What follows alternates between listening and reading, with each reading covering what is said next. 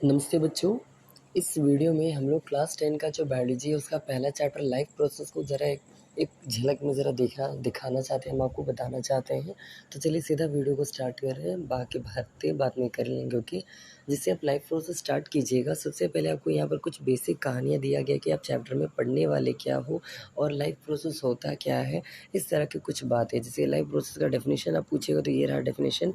Simple definition ये है कि वो बेसिक फंक्शन जिसके कारण आप ज़िंदा हो उसको हम लोग कहते हैं लाइफ प्रोसेस। जैसे कि आप में जो ब्रीथिंग हो रहा है, आप में जो डाइजेशन हो रहा है, आप में जो एक्सक्रीशन हो रहा है, इन सब के कारण से ही आप ज़िंदा हो। चाहे वो और भी जोड़ लीजिए, सर्कुलेटरी सिस्टम, ट्रांसपोर्टेशन जिसके अंदर ट्रांसपोर्टेशन के अंदर आता है। तो ये सारा बेसिक फंक्शन को हम लोग कहते हैं लाइफ प्रोसेस। तो आपको पढ़ना क्या है, तो एक बार में ज़रा पहले ये समझिएगा, पूरे चैप्टर में आपको जो है पहले लाइफ प्रोसेस में न्यूट्रिशन के बारे में अच्छे से पढ़ के जाना है। ये जो टॉपिक है आप यहाँ देख रहे हैं, ये पूरा देखिए, यहाँ से न्यूट्रिशन स्टार्ट होता है। न्यूट्रिशन में भी 5 टॉपिक पढ़ना है। पहले ये सुन लीजिए, पूरे लाइफ प्रोसेस में आपको 5 टॉपिक पढ़ना है। 5 टॉपिक कौन-कौन सा है? सबसे पहला न्यूट्रिशन, दूसरा डाइजेशन, तीसरा रेस्पिरेशन, चौथा ट्रांसपोर्टेशन एंड पाँचवा एक्सक्रीशन। तो ये 5 टॉपिक आपको टोटल पढ़ने हैं, जिसमें से सबसे पहला टॉपिक न्यूट्रिशन। इस न्यूट्रिशन के अंदर आपको 2 चीज़ें पढ़ना है। One is called autotrophic nutrition and one is called heterotrophic nutrition. तो हेटरोट्रॉपिक कहाँ है देख लीजिए, ये रहा। अगला ऑटोट्रॉपिक के अंदर में भी आपको एक चीज़ पढ़ना है। ऑटोट्रॉपिक के अंदर आपको क्या पढ़ना है, तो आपको फोटोसिंथेसिस के बारे में पढ़ना है। फोटोसिंथेसिस में क्या-क्या पढ़ना है, तो उसका ये केमिकल जो बैलेंस्ड इक्वेशन होता है आपको ये पढ़ के जाना है। एंड दूसरा ये चीज़ कि केमिकल इक्वेशन जैसे कि what are the major steps या what are the major events in photosynthesis. Photosynthesis में क्या-क्या मेजर इवेंट्स होता है, तो 3 मेजर इवेंट होता है। क्या-क्या? सबसे पहले लाइट एनर्जी को कैप्चर करना, दूसरा इसी लाइट एनर्जी को केमिकल एनर्जी में कन्वर्ट करना, और तीसरा इसी केमिकल एनर्जी से मदद से वो लोग अपना खाना बनाते हैं, प्लांट। तो ये 3 मेजर स्टेप्स आपको पढ़ के जाना है फोटोसिंथेसिस में। एंड 2 सवाल और रहेगा कि 2 वर्ड आपने कहीं पढ़ा होगा, एक को कहते हैं स्टोमाटा और एक को कहते हैं गार्ड सेल। तो आपसे ये पूछ देगा स्टोमाटा एंड गार्ड सेल का काम क्या होता है। तो जो गार्ड सेल होता है इसका काम होता है opening and closing of stomata.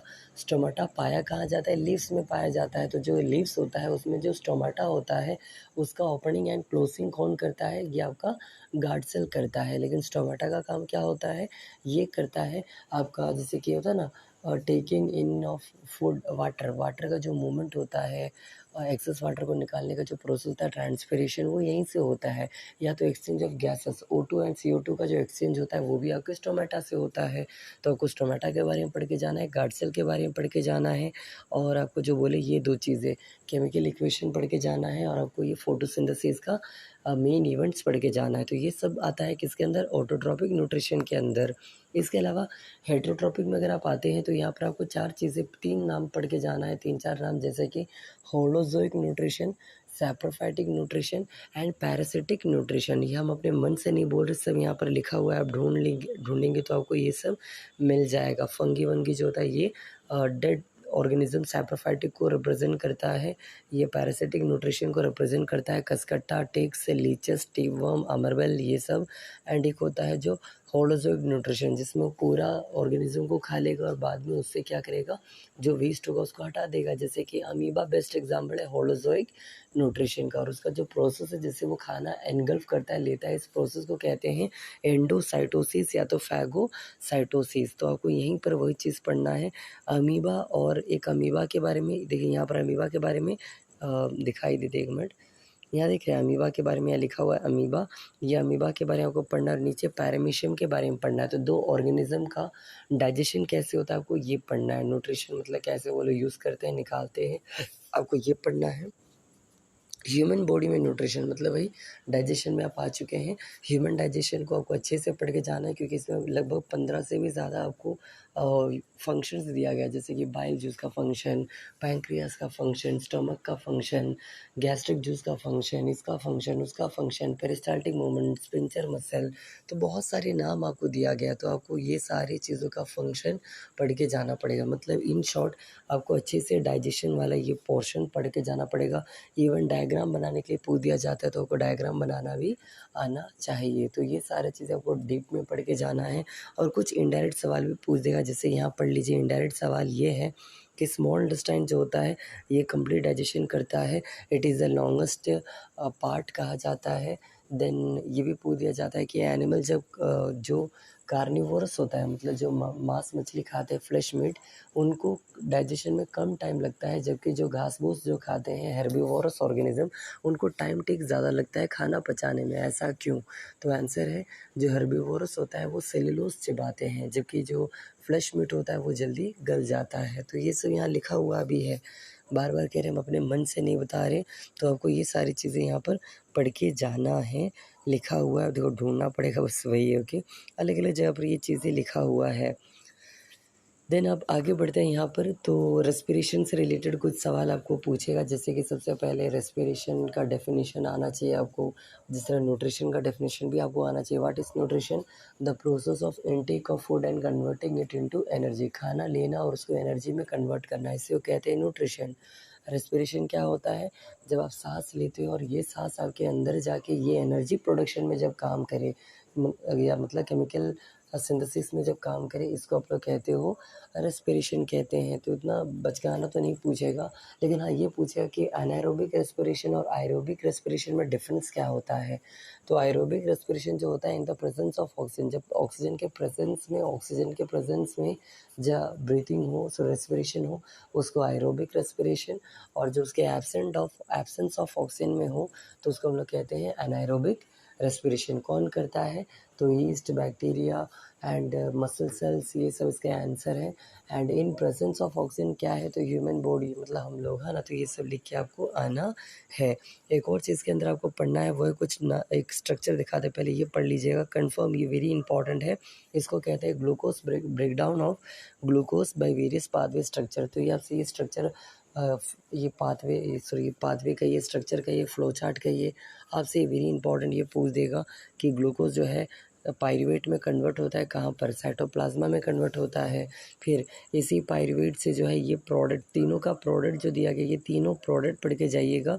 और ये तीनों प्रोडक्ट कब कब होता है? तो आंसर है absence of oxygen, lack of oxygen, presence of oxygen. Even ये भी पूछ देगा कि प्रेजेंस ऑफ ऑक्सीजन कहाँ होता है? तो माइटोकॉन्ड्रिया में होता है। तो ये इस तरह की चीज़ें आपको ये पढ़ के जाना है। एटीपी के बारे में खास करके ज़रा देख लीजिएगा, इम्पॉर्टेंट है, तो ये पढ़ के चली जाइएगा। एंड इसके अंदर में भी कुछ 2-3 सवाल आता है, जैसे कि पहला सवाल मान लीजिए, कहा जाता है कि रात के समय पेट के नीचे नहीं सोना चाहिए, कारण क्या है? ये रहा सवाल, यहाँ पर लिखा हुआ, at night there is no photosynthesis occurring. तो ये सब रीज़न दिया गया है। एक और सवाल, जो टेरेस्ट्रियल ऑर्गेनिज्म होता है, जो ज़मीन पर रहने वाले जीव जंतु होते हैं, इनका ब्रीथिंग रेट स्लोवर होता है जब किससे कंपेयर करोगे? तो एक्वाटिक एनिमल्स ज़्यादा स्पीड में ब्रीथिंग लेता है, जबकि टेरेस्ट्रियल एनिमल कम स्पीड में। इसका रीज़न क्या है? तो ये यहाँ से आपका रीज़न ये वाला, तो आपको ये पढ़ के जाना है। तो अलग अलग चीज़ें अलग अलग जगह पर लिखा हुआ है, आपको समझ समझ के पढ़ के जाना। और एक और चीज़ जो मोस्ट इंपॉर्टेंट है इस चैप्टर में, वो है आपका ये रहा, एल्वियोली रिलेटेड सवाल पूछ ही देगा कि एल्वियोली क्या है, स्ट्रक्चर क्या है, फंक्शन क्या है, कहाँ पाया जाता है, क्या काम है, जो भी मतलब ये आपसे पूछेगा एल्वियोली के बारे में। ओके, नहीं समझ आ रहा अगर आपको एल्वियोली क्या है, तो यहाँ पर देख लीजिए, आप समझ जाइएगा। एल्वियोली बेसिकली आपके लंग्स में होता है। इसी एल्वियोली में आपका ब्लड वेसल्स होता है, और यही ब्लड वेसल्स के साथ क्या होता है आपका बेसिकली ऑक्सीजन, CO2, ये सब का ट्रांसफर आंसर जो होता है यहीं से होता है। तो आपको रेस्पिरेशन के बारे में पढ़ के जाना है। उसके बाद अगर आप आते हैं ट्रांसपोर्टेशन के बारे में पढ़ने के लिए, ट्रांसपोर्टेशन में भी 2 टॉपिक है। सबसे पहले आपको इसमें ब्लड का पूरा कहानी पढ़ना है कि ब्लड क्या है, ब्लड का फंक्शन क्या है, ब्लड जो भी है, मतलब ब्लड रिलेटेड चीज़ें आपको पढ़ के जाना है। उसके अलावा वर्किंग ऑफ हार्ट, कि हार्ट जो है ये कैसे काम करता है, आपको ये पढ़ना है। आपने पढ़ा होगा 4 चेंबर होता है, चारों चेंबर का नाम, left atrium, left ventricle, right atrium, right ventricle, और इस जो भी नाम है कि वाल्वास का फंक्शन क्या होता है, ये क्या है, वो क्या है, सब इवन दिया हुआ है। पढ़िए ना आप, इसमें सब पढ़िए, सब दिया है। वाल्वा ensure that blood does not flow backwards, की है ना। तो इस तरह जो भी है कि खून वापस ना चला जाए ऊपर, मतलब बैक फ्लो ना हो, उसको रोकने का काम करता है। वाल्वा का 2 वाल्वा होता है, ट्राइकस्पिड वाल्वा और एक बाइकस्पिड वाल्वा, इसी को मित्रल वाल्वा कहा जाता है।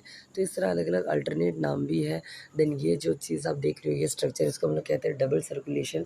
तो डबल सर्कुलेशन का आपको पढ़ के जाना है। सिस्टमिक सर्कुलेशन, पल्मोनरी सर्कुलेशन जब मिलता है, मतलब systemic circulation plus pulmonary circulation is equal to double circulation. अब ये सब क्या है, मतलब लेंथी बता नहीं रहे, ऑलरेडी टीचर ने पढ़ाया होगा, अगर नहीं जानते तो बताइएगा, उसका भी एक लेंथी वीडियो ला देंगे। ओके, देन आपका वर्किंग ऑफ हर्ट भी अगर आप अलग से बनना चाहते हो तो बताइएगा। हम एक ह्यूमन ब्रेन का बना के ऑलरेडी डाले हैं कंट्रोल एंड कोऑर्डिनेशन में सेपरेट करके।